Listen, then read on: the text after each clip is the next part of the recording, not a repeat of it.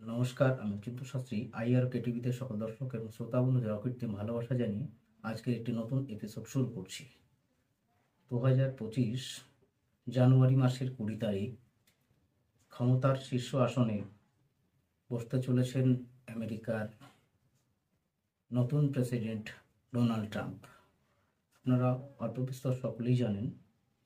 তো এই যে 20 তারিখ ক্ষমতার শীর্ষ আসনে তিনি অধিষ্ঠান করবেন, তার থেকেই এই পৃথিবীর ভবিষ্যৎ অর্থাৎ পরবর্তী সময় কেমন হবে, এই সময় থেকেই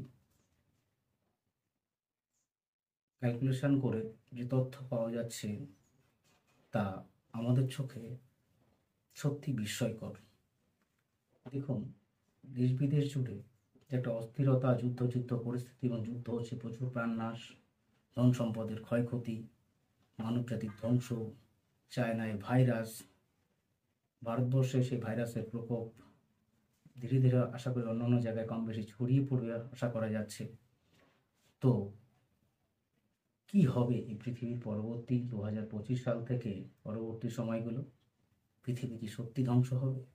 হ্যাঁ দর্শক বন্ধু, পৃথিবী একটা খুব সংকটজনক পরিস্থিতির মুখে দাঁড়িয়ে আছে।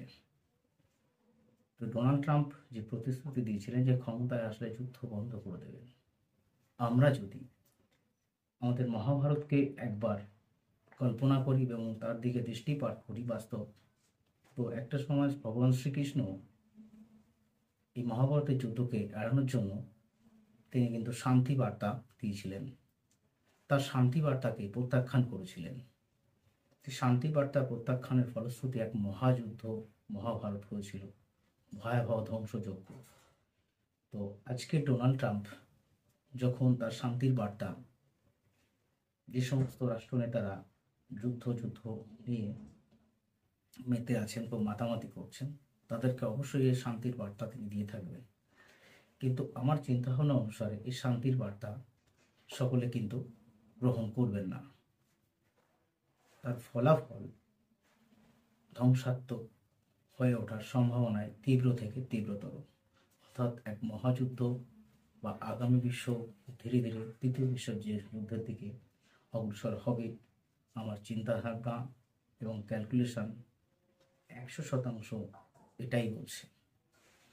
তাই সকল দর্শক এবং শ্রোতা বন্ধুদের আগামী সময়গুলো কিভাবে চলা উচিত, তার রাষ্ট্রীয় গণনা এবং আপনাদের বাস্তব জীবনে, প্রত্যেকটি ব্যক্তি জীবনে কখন কোনভাবে চলতে হবে এবং কী করতে হবে, শুধুমাত্র ভারতবর্ষব্যাপী আমি ফলাফল দেব না। আমার ফলাফলটি পৃথিবীর মানুষের জন্যে, প্লাস প্রত্যেকটি মানুষের জন্যে কি উপায় থাকছে, কোনভাবে চলা উচিত, আমি ধীরে ধীরে বিভিন্ন ভিডিওর মাধ্যমে আপনাদের দিয়ে দেবো।